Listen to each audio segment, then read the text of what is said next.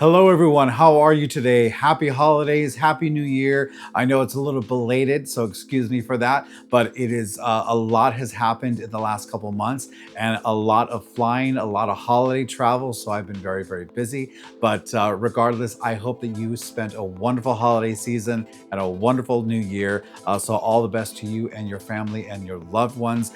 Here we are at the beginning of 2025. So I got a few things to share with you. So let's get to it.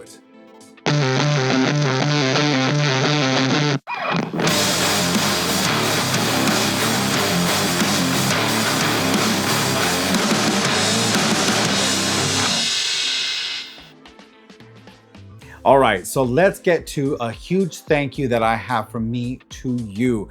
First off, a little belated on Thanksgiving, but I'm super thankful for all my subscribers. Thank you so much for being here because it looks like the channel recently passed 2,000 subscribers, which is fantastic. Thank you very, very much. I hope that you are getting some use out of the channel and the information that I'm sharing with you because this is really all for you. I know that a couple of years ago that I was in a situation where I knew nothing about this aviation career, and a lot of other channels helped me out in understanding and ultimately getting the job that I have now. So I just wanted to pay it forward, pay it back, and that's why I share all my information with you as best as possible. So but again, thank you so much for being here. All right, so that was the very first piece. The holiday seasons have been very, very busy this year. Ever since the pandemic, things have actually gone up as far as travel. My airline specifically is really ramping things up even a little bit more than what I expected. So that's the other thing I wanted to share with you.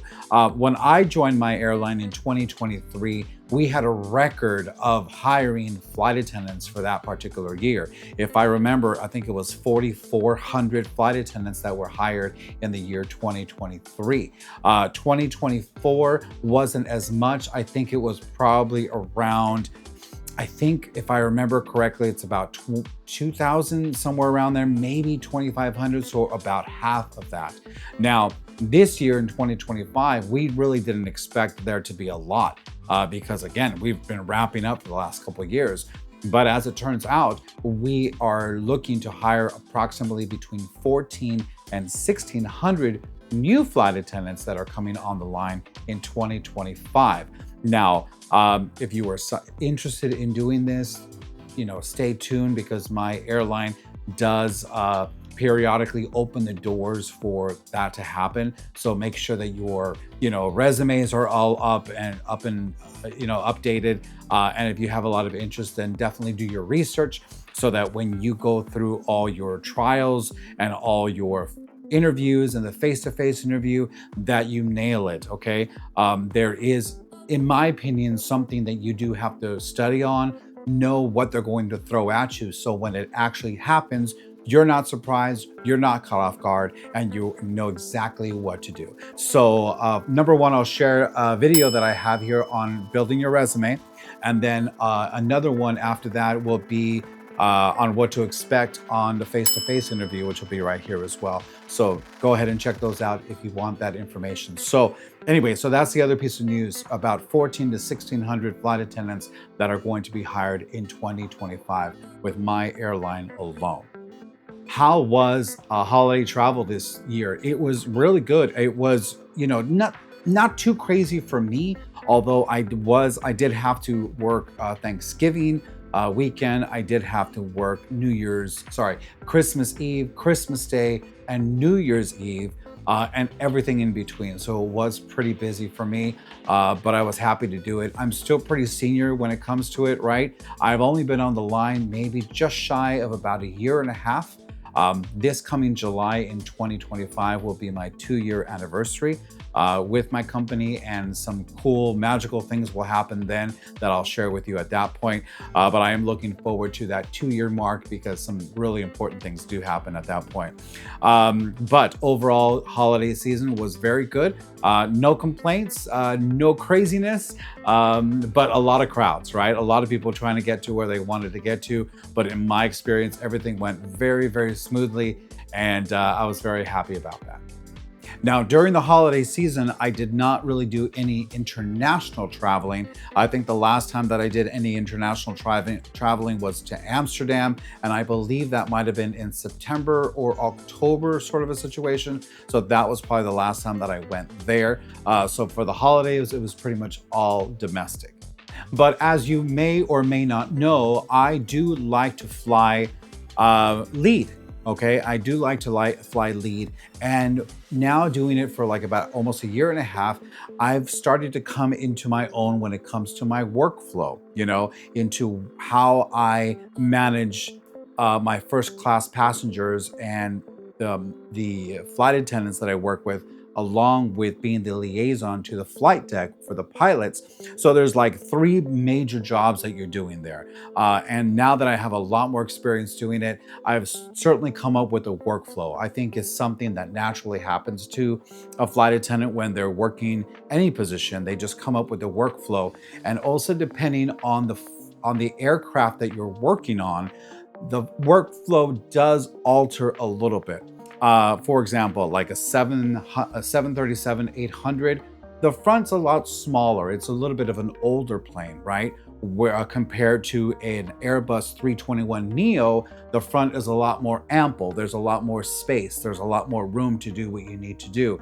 And then everything in between. We do have a lot of other aircraft in between. So depending on the aircraft also will alter your workflow and how you manage your first class passengers. Also, for example, on a 220, our first class passengers, I think we have 12. Taking it all the way up to a 757, I think we have about 24 first class passengers. So it's literally double the amount, and you're still pretty much the only one doing it for the most part. Maybe on one of those 757s, you do get a little bit more of an assistance from one of your flight attendants, because I think on one of those, I think the Y version, you get 5 flight attendants for the whole aircraft, including yourself, as opposed to most of the other ones, which are only 4. So once you get on the line, and depending on your airline, depending on what aircraft you guys have, you'll learn your workflow, because it is certainly something that has happened for me within the last year and a half. So by the end of 2025, I flew approximately 415,000 miles. That's a lot. There are some people that certainly flew more than me, probably 450, 500, but those are like those diehards that fly probably 140 to 160 hours a month. I probably stuck in probably about the 115 to 120 range in 2024, and that totaled to about 415,000 miles across the globe. So that was something really interesting I wanted to share with you as well. Another interesting thing that happened in 2024 with my specific airline is that, I guess before the pandemic, a few years before, we had a lot more bases. Once the pandemic hit, a lot of those bases kind of shut down and they kind of like consolidated, right? Well, now they're starting to expand a little bit, and I think there were about 5 bases. Some of them included Tampa. I think there was Dallas, Phoenix, Las Vegas, and I think I'm missing another 1 or 2. But anyway, so they opened these temporary bases, and they said they're going to give it a try for about 6 months. Now, 6 months has come and gone, and as it turns out, they decided to keep all of those bases. So all those temporary bases that they tried out are now actually going to be permanent bases. So that is a really, really cool thing, which helps out a lot of people who live in the Las Vegas and Dallas and Tampa area, So I think another one might have been Miami. Don't hold me to that one, but we had 5 new bases that were added to our whole lineup for 2024. And on a personal note, I got to meet some pretty cool people overall, some celebrities as well, but overall, everyone has just been really, really cool. Overall, the flight attendants have been very, very friendly, very welcoming. And as it turns out, we have actually hired a lot more flight attendants that are now below me, that are coming again from all different walks of life, all different age ranges, all different careers, whether it's career 1.0, 2.0, 3.0. It's a really, really interesting demographic of the kind of people that show up here to my airline, because again, it's just all walks of life and really, really interesting people. Some of the celebrities I've actually gotten to meet have actually been like John Goodman, Christina Ricci, Michael Pena. I also got to meet Blair Underwood. Everyone was just really, really nice, very, very cool, very approachable. So luckily, some of those heroes that I met did not let me down. And the latest one that I met, she was such a sweetheart, so warm and welcoming, was soul singer Erykah Badu. So that was a really, really cool. She came in with a big old tall hat and everything. It was pretty cool. But she was super, super sweet. And we had these wonderful people on our crew that we just enjoyed, all of the people that come through. So it's been a really, really good experience, a very, very special year, 2024, my very first year as a flight attendant in this aviation career with my company. And it's truly just been a blessing. It really, really has. And it's something that I can just see myself doing pretty much for the rest of my working days, because it affords myself and my family and my friends such wonderful opportunities by extension for my employment. But it's just been a really, really good and special thing for me to have happened. So I've now been in Seattle a little bit more than a year. So if you've been following my trajectory here, coming out of training, I was about 2 months or so in Detroit, and then finally got a transfer over to Seattle, which is a lot closer to home. I'm in the Portland, Oregon area. That's where I live. And I've been spending a little bit over a year in Seattle. And let me tell you, the crews on here have just been really, really cool. I've spent some amazing time with some of my crews.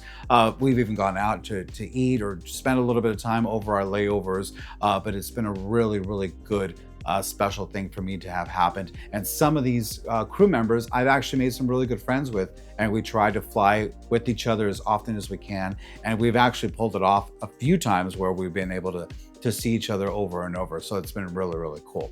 Now, that brings me to a little announcement also that I wanted to make. All right, so let me back up a little bit.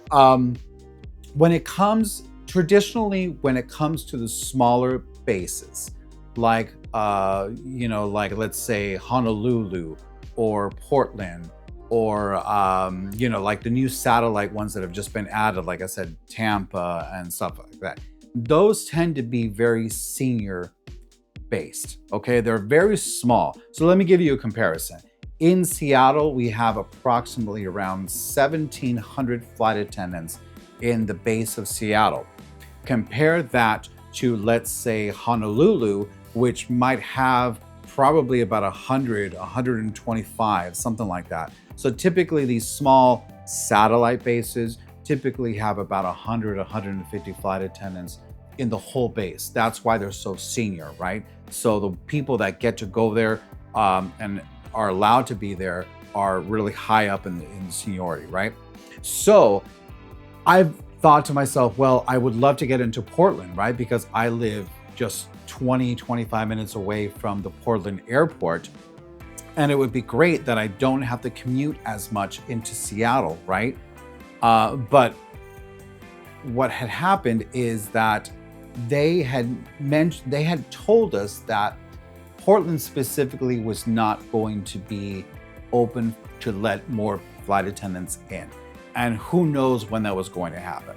So in my head, I was like, okay, that would be, okay, not the worst thing in the world, right? I'll stay in Seattle until I have to. And then I even thought about, well, maybe I might transfer over to Boston to try out that side of the world. They have some really good trips going into like Edinburgh and Lisbon, Paris, London. So I thought maybe that would be kind of cool. Maybe I should try that for a little bit. And because Boston specifically tends to be a very junior base, my seniority would go very far there, and I might be able to hold some really interesting trips. So as it turns out, every month I kept putting in, just by happenstance, my transfer to go into Portland. But I was also waiting to see when my counterparts, my other classmates that are in Boston, when they were going to be off of their A days or their on-call days. Because as soon as they were off, then I was probably going to be putting my transfer in over there so I didn't have to have these A days, and that I can just theoretically fly what I wanted to fly and not have to be on standby or on call all the way in Boston, right? But as luck would have it, in the end of November, I put in, as usual, my transfer in for Portland, and I got it. I actually got in to Portland. I mean, what? I was so incredibly surprised that I got into Portland because it wasn't supposed to be open. You know what I mean? It just wasn't supposed to be open. So I was so incredibly surprised when I woke up that morning. I opened my email and it says, "Congratulations, you have been awarded a permanent transfer to Portland PDX base." So as of January 1st, 2025, I am now officially a Portland-based flight attendant. So yay. So now, it's great, don't get me wrong, but there are some things that are going to go along with it, which I will have to get used to. So let's go down the list of what happens when you get into a more satellite type base, base. So first off, I'm only 25 minutes away from the airport, which is fantastic, okay? But because it is such a small base, now Portland specifically is about 130 flight attendants, more or less, okay? Now, as it turns out, I thought it was going to be like at the very, very bottom. So out of 130, I'm thinking I'm going to be number 130, right? But as it turns out, 3 more people are actually below me in Portland, which gives me 3 people worth of seniority. Hey, I'll take what I can get, right? Which is fine. But the thing is that I'm going to still have A days or on-call days there in Portland. But the nice thing is that I'll be at home in Portland on those on-call days, so I can either wait at home for the call as opposed to waiting in the airport in Seattle. I can be at home waiting for that call, or I can also do a standby in Portland and sit at the airport in Portland and shorten my workday on that. So either which way I want to go about it, I now have the flexibility to do that, which is fantastic. All right, cool. So that's a very big positive. There are some, I won't call them negatives, but they're not as positive. And some of those are the following. Like I said, seniority for me is very, very low. I've only got 3 people below me, so I might as well be 130. You know what I mean? So the scheduling that I'm going to get is going to be not the greatest, Now, Portland, unfortunately, at this base, at this point in time, got rid of all of its international flying. So we only fly domestic, okay? But some of those domestics are pretty hardcore because they are like 4 legs in a day, some of them. And I'm just like, 4 days is 4 legs in a day is a lot. Even though you might only have like a 1-hour flight or a 45-minute flight to each of those legs, trust me, it still adds up to be a lot. And by the end of the day, you're done. So I try to avoid 4-leg days as much as I possibly can. So we'll see how I do in Portland avoiding those 4-leg days. Another thing is, like I said, there's no international flying. And because of that, Portland does not have trips that are super high in credit hours and flight hours, right? So the flights that are found in Seattle might actually be a little bit more worth more, right? As opposed to the ones in Portland. They might not be as worth as much. So because of this, I will probably see myself still picking up in Seattle from time to time, not just doing all Portland. Because ultimately, I do have to make a certain dollar amount per month in order to pay the bills and the mortgage and everything. So I don't know. And again, I'm still experimenting. So check in with me in a couple months. But I don't know if I can make that dollar amount just by doing flights in Portland at my seniority level. Therefore, at this point in time, I will take what I have there, but I will also be picking up in Seattle to supplement that dollar amount, if that makes any sense. So that's the other one. But at the very least, I don't have to go to Seattle for on-call, A days, or standby and fly out there just to sit in the airport. I can now do that in my home base in Portland. So that is a huge positive. Okay guys, so just a couple more things because I don't want to make this video too incredibly long. But number one, I wanted to actually reach out to you guys. If there are any episodes or any information you find that might be useful to you, that you might want to get a little bit more information of, be sure to put those in the comments. I read every single comment. I pretty much respond to every single one as best as I can in a timely manner. But if you have some ideas for episodes coming up on this channel, I would be all ears and I would love to hear your suggestions on that. Okay. Now, second thing I also want to say is that I'm going to be doing my first Zoom call. Okay, so we're going to be doing that in January. I think it's going to be towards the end of January, probably around the 22nd, 23rd, 24th. I'm not quite sure. I just have to make sure that my schedule is clear, that I don't get called in for work. But check out, either my Instagram, or on this channel in the community side of the page in order for you to see when that's going to happen. I'll have a link that you can probably sign up, and then we will go ahead and send you the Zoom link so you can join us live. And I'm here to answer all of your questions, especially for those who are just coming on the line or about to go into training, because I know there are a few of you that are going to be doing that. So I'll be more than happy to help out in that way. Okay guys, so that is it for now. Thank you very, very much for sticking around here. It's great to see you again. Happy 2025. I wish all the best to you guys. Again, if you have any comments, please let me know below. If you haven't subscribed, do consider doing so.